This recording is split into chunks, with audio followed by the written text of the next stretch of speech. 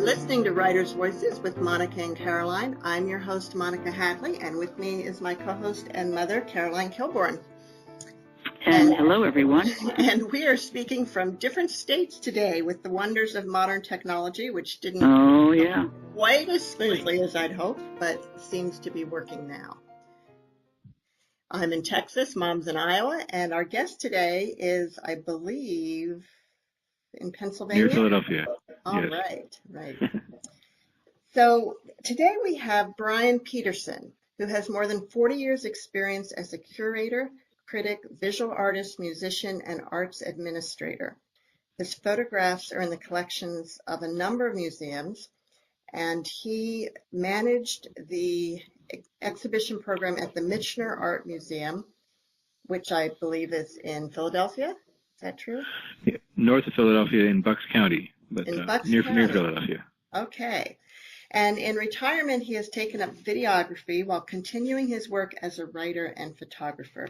And the book that we're looking at today is titled I Give My Eyes, Stories plus Conversations plus Dreams by Brian H. Peterson. Welcome to Writers' Voices, Brian. Thank you for having me.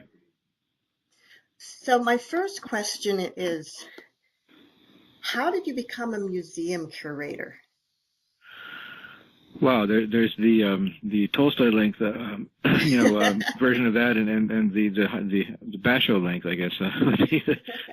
But no, I started out in life as a musician. I came to Philadelphia to study music at the University of Pennsylvania, and through a series of random choices and accidents, I ended up going to graduate school in photography, and I became interested in sort of curatorial work in arts administration, project management, as a way of being active in the community. And I met some people, and a friend who I hadn't seen in a while. Actually, how it happened was I ran into this guy at an opening for a show in Center City, Philadelphia, and he had just taken a job at this little place called the Michener Art Center in Doylestown, PA. He was director of it, and he was complaining about a curator he had doing a guest curator doing a project, and he said he was talking about the guy who was kind of a blowhard, et cetera, et cetera.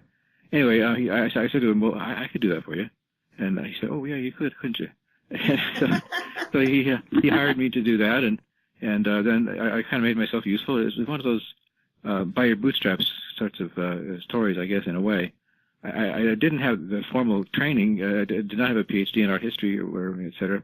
I had a master's degree in photography, but I made myself useful, and that's kind of the crux of it. I found myself in that situation. I was teaching photography at the time, but the museum work was fascinating to me because it allowed me to expand my horizons tremendously. I used to call myself a fearless generalist, because I wasn't specialized in one particular area. And the museum was young and growing, and it was a wonderful privilege in a way to be part of it, to be part of the growth of an institution. And but now I'm very happy to be out of it. So, but that's somewhere between Basho and Tolstoy. Okay. Version of the story, I guess. But anyway. Well, one thing that I found really fascinating, in this book, which is a collection of some of your photographs and essays and poems and email exchanges. But in a sense, it's really a memoir. But one of my favorite pieces is where you talk about writing as a curator, writing the exhibit notes. Oh, is that the one about beauty? Let's see. It's the one about, you're actually kind of reviewing a book. That one. Gosh, yeah. yes. It's a book review, yes, that I did, a kind of a professional thing. I was very active in the sort of world of museum exhibit writing when I was working, and it was so I got to know those folks, and it was a review of a book about exhibit writing that I did for one of the magazines, the museum magazines. Right, and I never really thought about um, what it means to write those labels on an exhibit and how much creativity can go into that. Yeah, it's an art form, really, and a form of poetry, I think, also. And my contention about it has always been that you have to hold yourself to the same standards as you would in any other form of writing. Too often in museums, it becomes a kind of a technical thing, or another way of doing it is a sort of dumbing down thing, where they have studies that say that the average visitor to a museum is you should write for a 12th grade education and not challenge people and those sorts of things. And my passion in that was to try and I mean, there are many other people involved in it also, but to try and change the mindset away from that sort of insular technical museum world to embrace the whole world of literature and poetry and trust the written word to communicate, and to be able to challenge people, but also embrace, not challenge them too much, find that happy medium. So that's what the book review is talking about. Right. And of course, in all writing, in a way, what draws us in is the story. Yes. And I can see where when you're writing about a piece of art, there could be a lot of different stories that you can tell about that piece. Yes, that was a lesson that I learned kind of the hard way. I found that I had to unlearn much of what I was taught in college about what good writing is, because good writing in college situation is very functional. It's meant to convey information and analysis and knowledge and that sort of thing, but it's not meant to entertain or to draw people in or to tell stories. And I was so impressed when I began to write freelance, in the real world, how incredibly good writers there are out there who really know how to find an opening line and tell a story. And there's very little that you can tell that you can't tell in a story that you can tell. There's very little that can't be said in a story that is also said in an essay. That's what I was trying to say. Right. But the story is you might have a chance of someone actually reading the story. Right.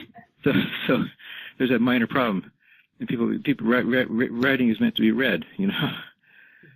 So and in this way, helping the individuals who think they might not be they weren't college material and so forth, but they can enjoy what you have to offer.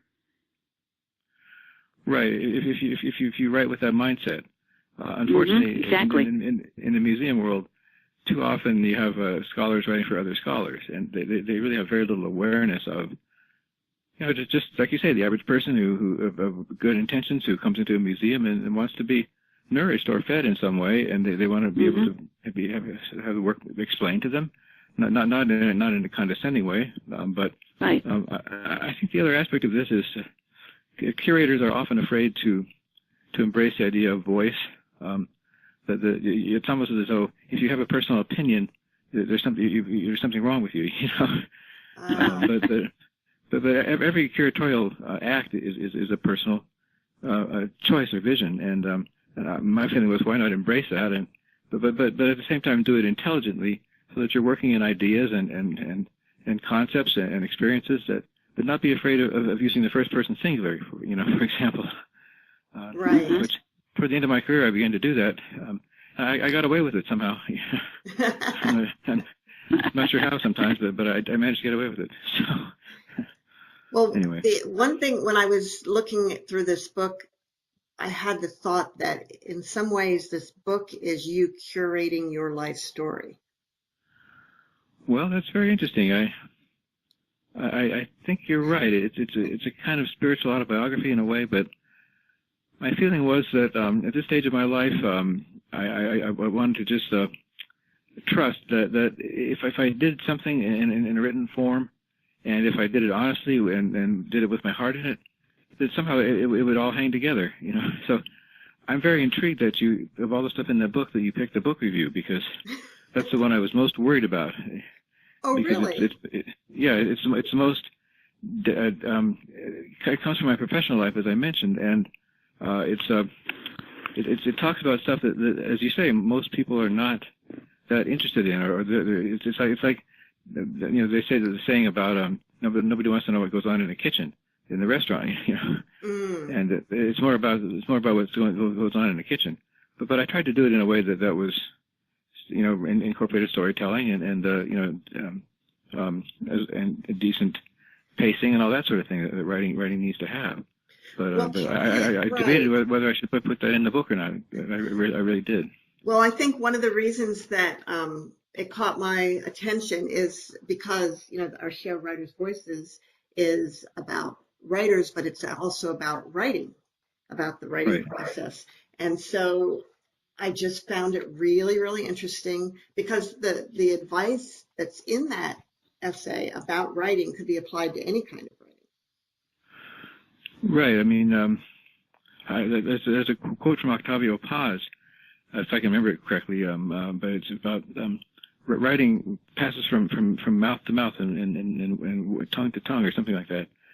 It has its good writing, good poetry has its own life, and there's a magic to it, a kind of mystery to it. And I think that's what if writing doesn't have that quality, that it tends to get banal very quickly and lose its punch. And in the museum world, that's a big problem. So I'll just read that little piece from the essay where you are quoting Octavio Paz. Thank you. It says, the staying power of poetry, rejecting the marketplace, costing almost nothing at all. It goes from mouth to mouth like air and water. And then you write 60 words, 160, even God forbid 1600. The goal of pleasing the multitude always ends up at the one. You, me, what moves us and connects us, what transforms our lives. Words do that. The right ones for the right reasons. Finding them is a journey worth taking. So I think that whole thing can be a motto for Writers' Voices. Well, that's good. I'm so pleased and honored that you chose that passage. I kind of thought that essay piece was more for almost like a technical audience and addressed to the museum world, but I thought, well, there's points, as you suggest, there are points in there that have a more general impact or import. So why not throw it in? And so I guess that was the right decision. I think so. Some of these pieces were things that you wrote, I'm guessing, just for this book, and some are things for the past. How did you decide what to put in? What did you go through mounds of material and select just a few? And I'm really interested in the process of how you put this book together. There was not a methodology to it particularly. It was or even a process, but it was as much gut instinct as intellectual, savvy. But I started with let's put it this way. I tend to write not sporadically, but I'm not writing every day typically. I write when something really moves me, and in fact, it's funny. I heard a memoirist interviewed one time who said that if you're really feeling something strongly, if it just happened to you or whatever it is, you should write another book in between to get distance on it. The danger being that it would turn into something maudlin or something self-indulgent. You're so caught up in your own feelings that you stop making good writing. But it's funny. I find the opposite is true for me, and I'm not sure why. It's just my style, my habits, or my proclivities. But I find that if I'm not really deep inside the feeling, and if the feeling isn't really important to me, then the words don't come. I have to feel that deep connection to what I'm trying to articulate, and that's what gives me the energy, the excitement to make something out of it.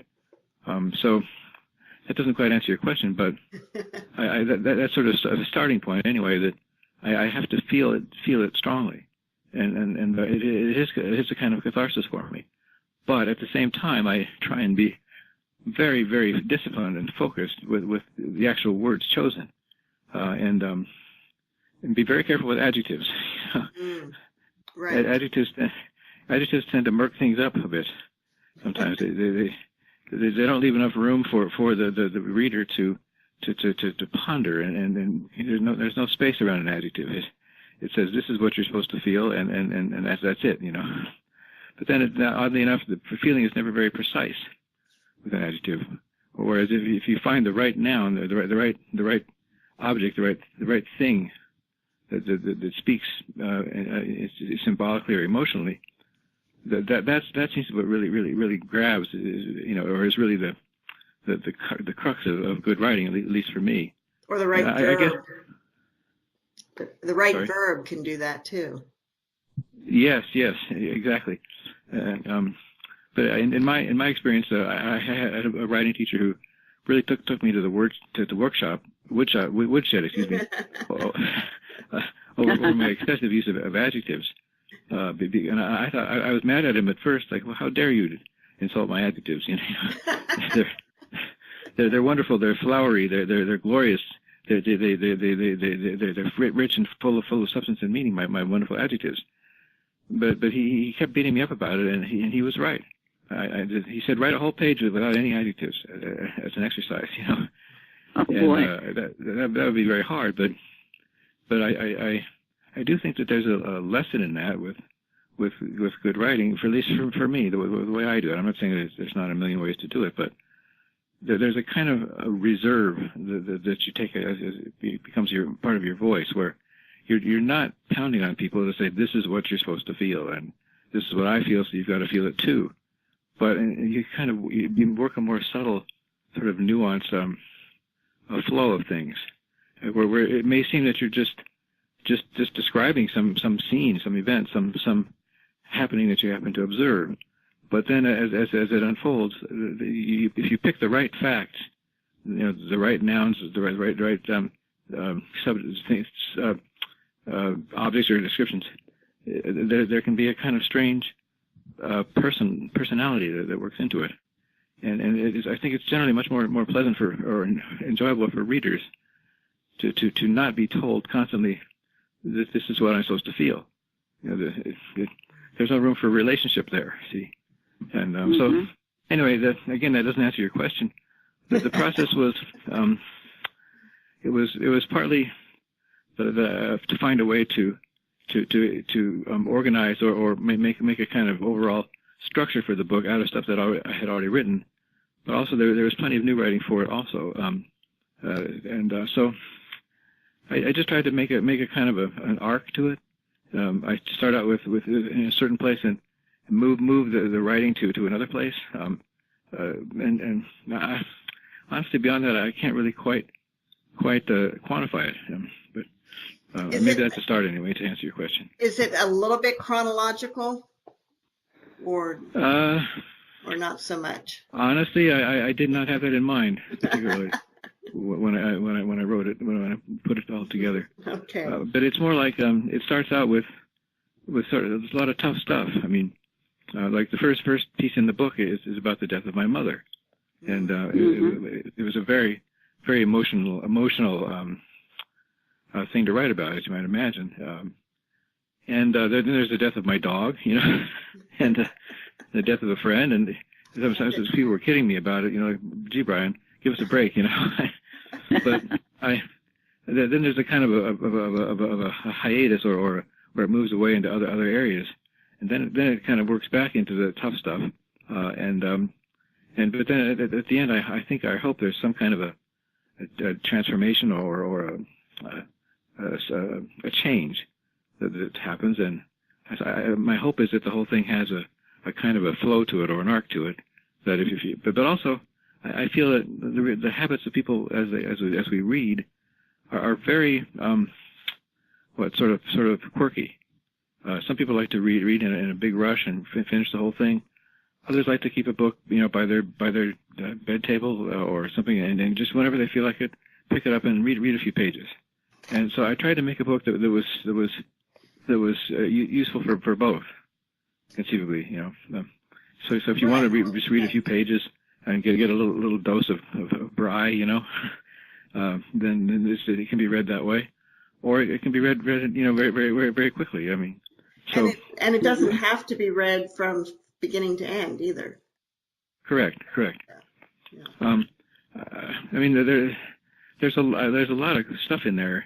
And it's just sort of the nature of my personality. I think I mentioned I kind of joked about being a fearless generalist, but I get bored easily. I guess you could put it that way. And I'm not one of these kind of artists or creative people who gets focused on one single thing and pursues it doggedly for my whole life. I mean, I've done photography and writing and music and now videography. It's just the way I'm oriented. So it's one of the problems with my books that they tend to not fit into neat little categories. I mean, the publishing industry is it's all about is it fiction, is it nonfiction, is it children's, is it science fiction, is it memoir, is it biography? Right. Everything has to fit into a category, and mine never quite do. But how did you decide which pictures to choose for this book? Wow, that's an interesting question, and also not easily answerable. But for one thing, I worked with an excellent designer who I've worked with on other projects, and we've developed a very good relationship, and I trust her opinion. And so many of those choices, they're all mutual, but I let her kind of spread her wings with it and make some choices, and she would pick some that I thought, wow, I wouldn't have picked that one, and we talk about it, and sure enough, she'd have a reason for it that was quite credible. So there was no particular formula, but the pictures in this book are more sort of they're moments of respite, or the book is not a picture book per se. Right. It's not like a coffee table book. It's some weird amalgam of a coffee table book and a memoir and a book of essays and Right.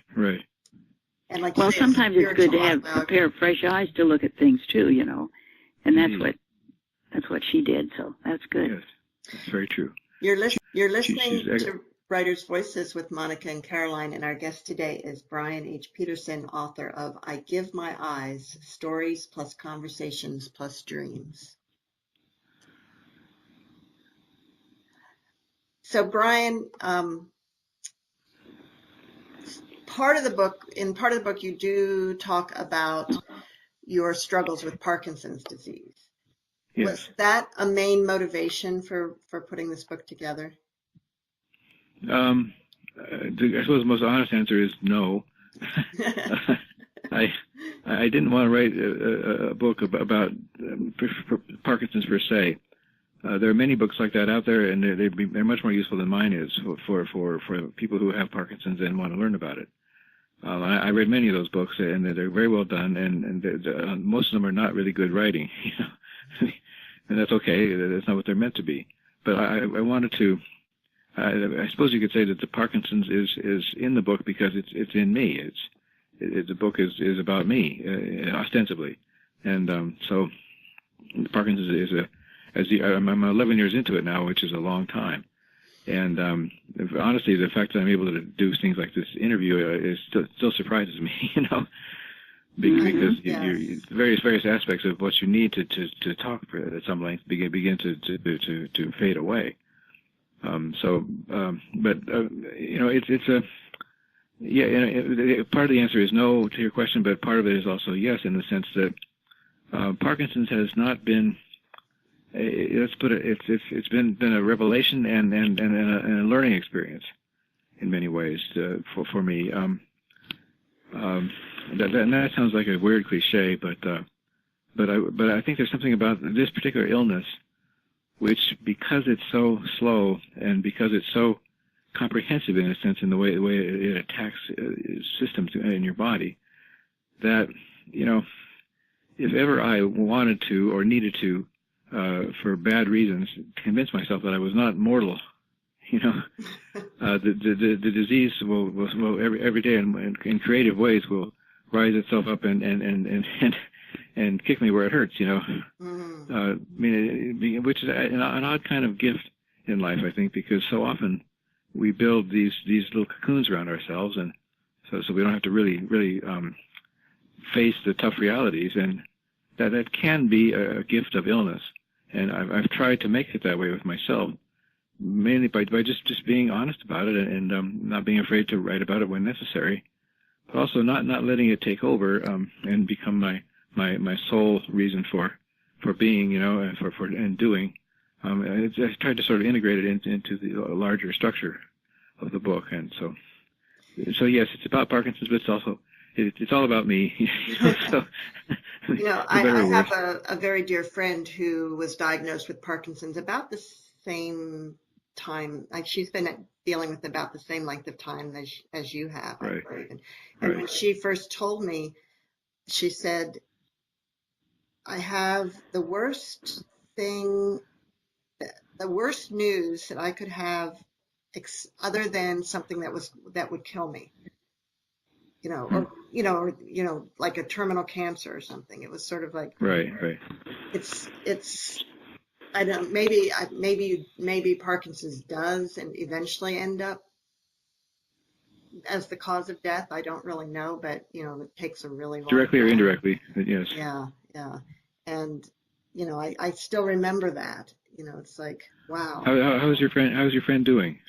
Well, good days and bad days. I don't see her very often because she isn't up to it very often. Yes. Yeah. And she couldn't do this interview. She couldn't talk for an hour. Right. She has struggled with her voice. Yeah. Right. Voice is one of the typical areas that it attacks, and I think the whole nature of the illness is such that it reduces and ultimately eliminates your ability to control what you normally want to control and need to control to be functional in the world. And that's very terrifying to people. And of course, for a good reason. It was terrifying to me too. When I was diagnosed, it just rocked my world, because there was no place in the way my life was supposed to work out for something like this, Mm-hmm. And I think those first few months or years when no one can tell you for sure how it's going to unfold. The disease is very variable. So, some people get tremors, some people don't. I never had tremors myself, but but those first few years are especially difficult. And I think of famous stories like Robin Williams, who was in his 60s and I believe was diagnosed with Parkinson's. And imagine a guy with his talent, his physical abilities, his ability to improvise, incredible gifts, and he was looking at the dissolution and taking away of those things. Mm-hmm. And look what happened. Tragic. Right. But so it was true for me also. In other words, the first, basically, typically you have to be monitored for at least 2 or 3 years before they can begin to tell you which direction you're going to go. And there's a lot of variability, and there may be 15 or 20 different symptoms that can manifest at any given time. Some of them are primary, some of them are secondary. Some people say it may be 3 or 4 illnesses at once, all kind of moving at different speeds. But their relationships between, and anyway, it's a very uncertain. It introduces a level of uncertainty, let's put it that way, into one's life that is almost intolerable. But I find that you get used to it, and if nothing else, it actually makes me more and more increasingly determined to squeeze every drop I can out of life, because you just appreciate it more. You appreciate when you start to lose things. It's when you really appreciate them. You put it that way. So. I didn't know that tremors wasn't necessarily a symptom. I thought that was how you knew you had Parkinson's, was the tremors. Well, there are different subspecies of them. Mine is more rigidity. It affects my ability to especially for me, it's my gait. My ability to walk is almost gone now. But it has not affected my cognition, as far as I know. And you that's tell me. A good thing that you wouldn't know if you were losing it. You might not be aware of. Yeah, you lose the tools you need to discern. Right. But with me, it started out as rigidity, especially in my legs. And my wife said, she said, Ryan, you should go get that checked out. And I said, I just walk like my dad does, and he kind of shuffles but then it began to be some signs of malfunction in my arm, one of my arms. And then we said, well, she said, well, get thee to a doctor, and because thee might have had a stroke, Mm. So I did go to a doctor, and long story short, I got MRIs and various things, and finally went to see a neurologist, and she said, well, I was utterly shocked. I mean, I went in there thinking that she's going to say, get out of here, what are you wasting my time for? But she said, now comes the hard part, was her exact words. I think you have Parkinson's disease. And I was like, well, I mean, it was just shocking. Wow. And the way they tell, by the way, is they start giving you the drugs. That's what it was for me anyway. And if they help, then... Yes, it's one of the. But the only time I think I've taken a drug where I don't want it to work, Oh man. But sure enough, I took the drug, a very small dose, and my wife and I were taking a walk, and she said, your walking's a little smoother. And I said, yeah, it is. Oh, geez, Oh boy. Great, But that's how they more firmly diagnose it. Another part in the book where you're writing about the disease, you're exchanging emails with a friend of yours who had been struggling with MS for a long time. Yes. And yes. I think it's in there that where you write about all the people with their anecdotal miracle cures. Yes. And how annoying that is. Yes. And more than annoying, actually painful that can be. Well, I think they're the professionals at that, and they're just the amateurs, the everyday people. But it's the people the professionals at that are the ones who really make me mad, because basically they're offering false hope, and they're making money out of it to people who are sick and suffering.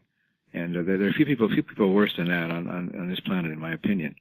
There are worse, but not many. Yeah. Because. You see websites. When I first started to research the illness, you just put in Parkinson's into Google, and very quickly you run into these people who say, the doctors don't want you to know about this. Give me $100 for my miracle cure, and it's those kind of people are just so somewhere down near the bottom of the ninth pit of Dante. Yeah. It's yeah. Yeah. Those are bad people, in my opinion, because to take advantage of illness and for one's own profit is just the opposite of everything that a civilized person stands for and believes in. So. And there are I have a lot of acquaintances and friends who will believe any of those and think that all doctors and all pharmaceutical companies are evil. Yeah, would that were so. It'd be so simple, wouldn't it? Yeah. But I'm very heartened by the fact that I know there are many, many very smart people who are out there working on this illness, and I don't think I'm going to benefit from it, but my guess is within 5, 10, 15 years, they're going to have something that can help it. And right now, the only thing that really can possibly have an effect on slowing it down is exercise. The drugs are all palliative. They reduce symptoms. But there isn't a single drug out there that's been proven to actually affect the progress of the illness. And anybody who tells you otherwise is probably, grab your wallet and run, as this saying goes, because that's just a hard reality. Now sometimes they get lucky, they'll be working on it and they'll try something and that happens. But it's not too likely in this case because the disease is too complicated. There's so many different processes going on, and it can be triggered by anything from a blow to the head to pesticides. So figure that out. Wow. Yeah, I saw some billboards over in Nebraska a few years ago where they were talking about, I think, researching. It's funny that it was on a billboard, but researching the connection between pesticides and Parkinson's. And Parkinson's? Yeah. That's been pretty well determined. Has it? Yeah, this was Yeah, this was probably 8-10 years ago that I saw that. So my understanding is they've done demographic studies of people who live in farming areas versus urban. And oddly enough, the farming areas tend to have a somewhat higher incidence. And I think it's because of the pesticides and things that are used that's one theory anyway. So also men get it more than women. I'm not sure why that is, but that's it seems to be like 60-40 or something like that. The more men than women get it, but for whatever reason, no one quite knows, I guess. But well, Brian, but anyway, why don't you read a little bit from I Give My Eyes? Sure. Great. Sure, I'd be happy to do that. I thought I would read it's rather short, the kind of the title essay of the book, which is called I Give My Eyes. And it's the story of an incident in our backyard where a doe, a deer, sort of invaded the yard for a while, and I was captivated by her. So it's called I Give My Eyes.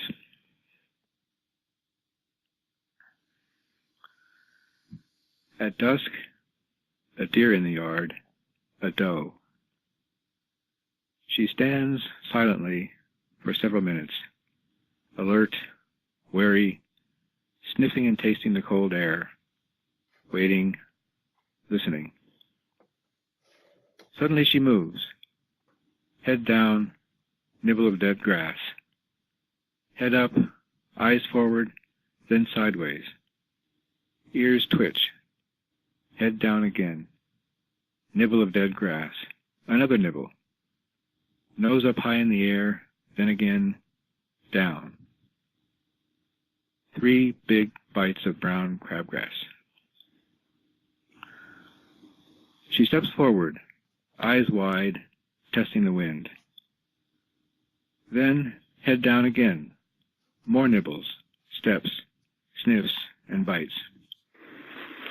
More sniffs, twitches, ups and downs, over and over, never the same. All is repeating, but nothing the same. She is both a ballerina and a blade of grass in a gentle breeze, moving to a precise, rhythmic, intelligently unintentional dance of perfectly choreographed line and form. What's going on out there? Helen comes up quietly behind me, sees the deer through the back porch window, stops. Are we this beautiful too? I ask, turning toward her. You know, people. I point to myself. Us? She scans my frame from head to toe, scratches her chin, smiles. Maybe it depends on who's looking, she says over her shoulder as she walks back into the kitchen. The deer moves, and with every step, a perfectly sculpted form disappears. Oh, another blossoms before my eyes. Budding, dying, blooming, budding. No way to tease them apart, yet each, coalescing briefly, leaves me breathless for the next. The deer moves, and she is immortal flesh and eternal moments of grace. A living archetype of the ordinary beauty folded into every vibrating molecule in the known and undiscovered cosmos. The deer moves, and my eyes are 2 periscopes raised up from the deep waters, surveying creation with curiosity and delight. Yes, I answer my own question. We're as beautiful as the deer. We are. We all bear the stamp, the mark of the Maker. The beauty is in us, in everything. We just have to stop blocking the periscope. We need to step aside and let what's in out and what's out in. If only you could see how beautiful you are to me, croons the Maker's mark in ourselves, in our souls. For 20 years, deer have roamed through the backyard, invading my gardens, stripping bark from favorite trees. Deer are as common and as welcome as ants at a picnic. But that doe, that day, is a messenger. And this is the message she brings. Every living thing has the mark of the Maker in its molecules, and can't help but be beautiful. And who would make something beautiful and then not love what had been made? The world is full of horror and terror and mayhem and random death. It's the way things are, maybe even the way things need to be. Still, the deer walks in beauty, not knowing, being. But today, I see her beauty and know it in myself. To observe and to be the thing observed. To hammer the nail home, right hand not knowing what the left hand is doing. This is what I've been looking for as long as I can remember. To open my eyes, then get out of the way and let the dance begin. That evening, my wife told me I stood like a statue for a half hour, maybe more, watching the doe move through our yard. The look on Helen's face said, "Come on, tell me, what were you seeing?" I didn't know what to say. I'd seen it before, but never so clearly, so simply. That stamp of beauty, the Maker's mark. I gave my eyes to God today. The words sounded hollow, disembodied. I glanced at Helen, shrugged my shoulders in mock defeat. But that was my answer to her silent question. I wasn't sure why those words came to me or what they meant. But there they were again, wanting a second chance, another dance. This time they almost felt real. I give my eyes to God. And that was Brian Peterson reading from I Give My Eyes, Stories plus Conversations plus Dreams. Thank you for sharing that with us. That was really beautiful. Thank you. Thank you for letting me read. It's fun. You know, Brian, as I was reading from this book, which it's a beautiful book, by the way, it's physically beautiful, the paper, weight of the pages, the cover, it's very well done. And thank you. But one of the things that it made me think about writing memoir or autobiography and how difficult it is to achieve the right balance between being completely honest and open and oversharing. Yes. And I feel like you really, really hit the nail on the head. Mm-hmm. I feel like from reading this book, I totally know you. Wow. That's scary.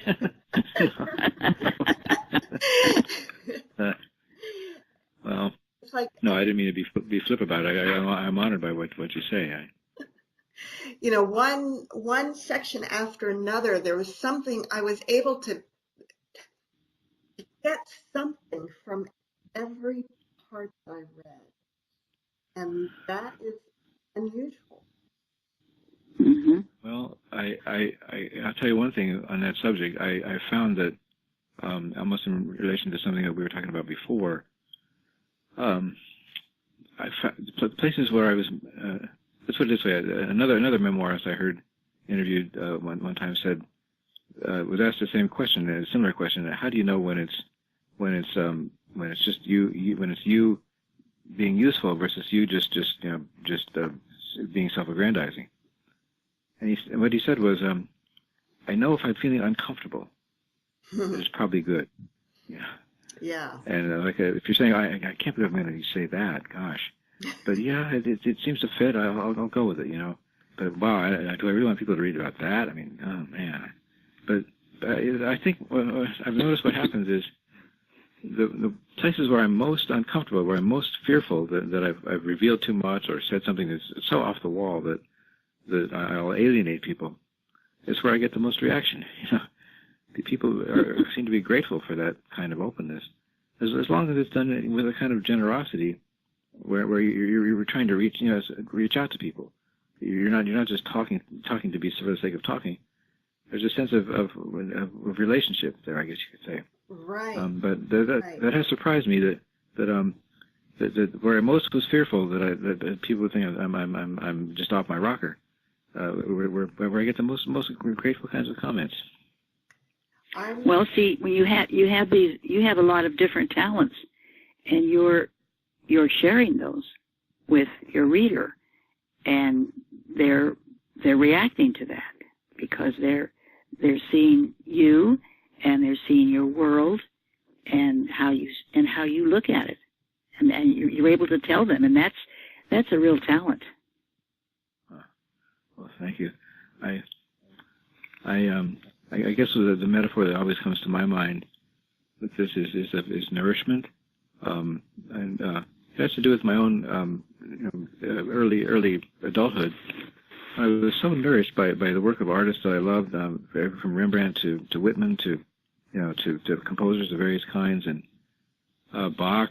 I used to come home and play Bach on my crappy old piano, and when I had a hard day, and I play a Bach prelude and fugue, and all of a sudden I'm in touch with really what really matters in life. The deep honesty about feeling and transfiguration and just meaning, and I guess somehow all that exposure to art, which I learned to love.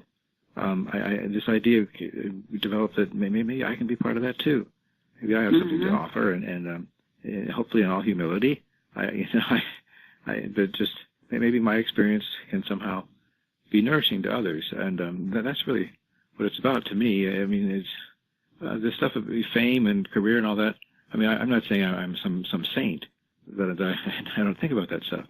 But I hope to keep it motivated or rooted in something more substantial and more honest. I mean, so I'm not doing it just for success itself, but because there's some other purpose with it that's really useful to people.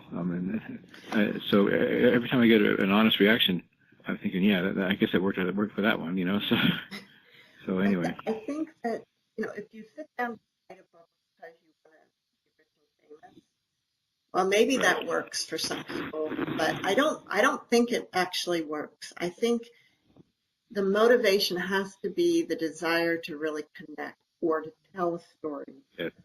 yes. And which telling a story, even if it's a completely fictionalized story, is a way of connecting with people.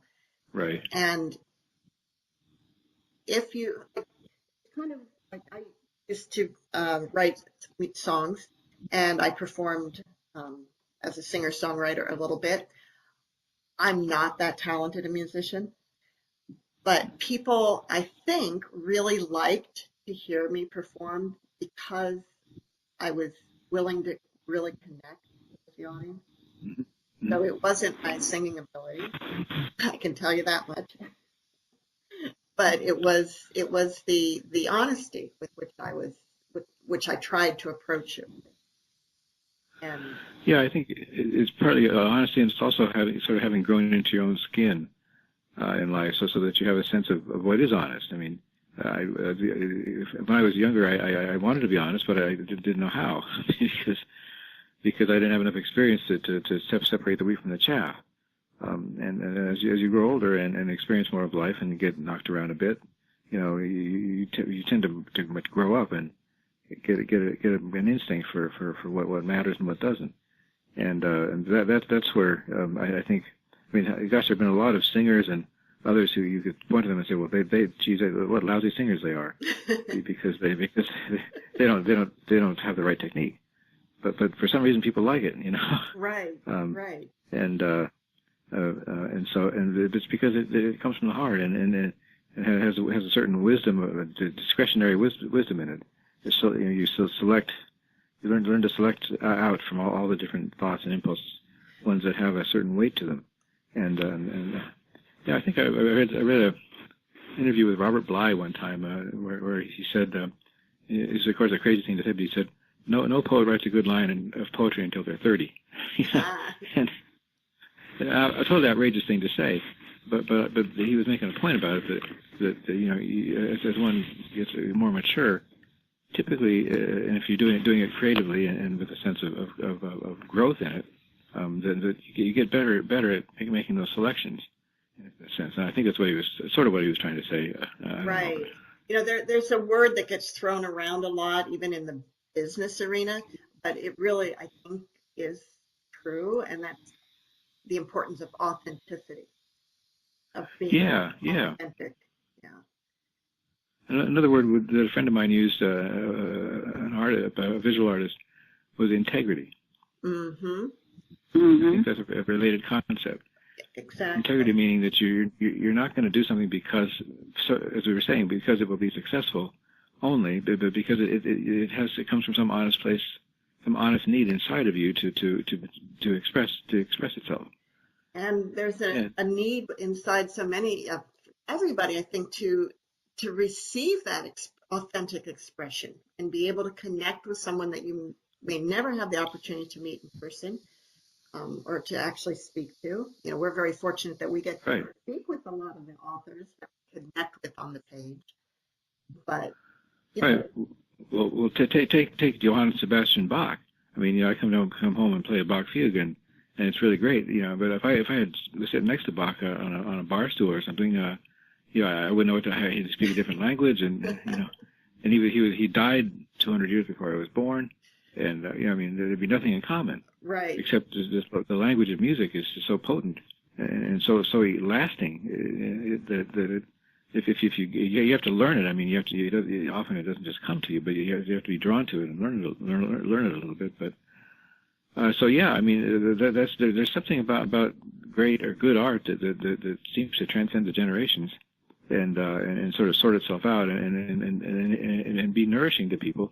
And I really think that's as you say, it's a universal. I have a certain faith in the fact that it's a universal aspect of being human.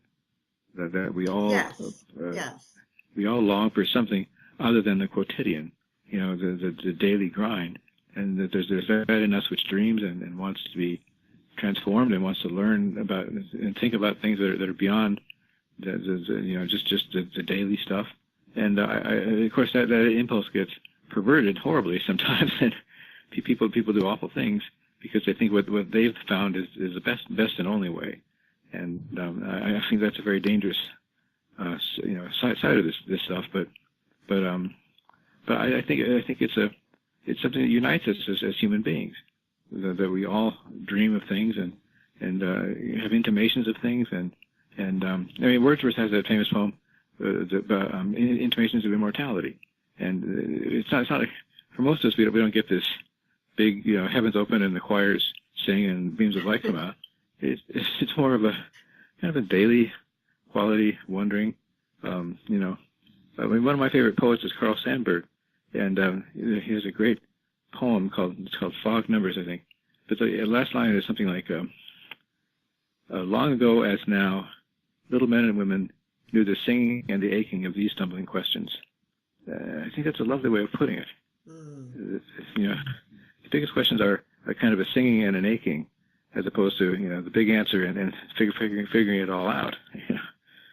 So anyway, that's. I agree with you. That I think that's correct. What you were saying. Well, Brian, we're about out of time. Are you working on any future? Do you have any other books planned? Honestly, I think it's maybe my final one. I did a lot of them when on my job, and I've done 3 of these memoir-y kind of things, and I think I've plumbed the depths of that subject. But I've been doing videography and then writing shorter pieces of, for blogs and stuff is reaching out to people on a nice sort of grassroots level is something I'm very intrigued by. And so that'll probably continue. I doubt if I'll do another book because it's so much work and there's so much risk involved. And how long did you spend working on this one?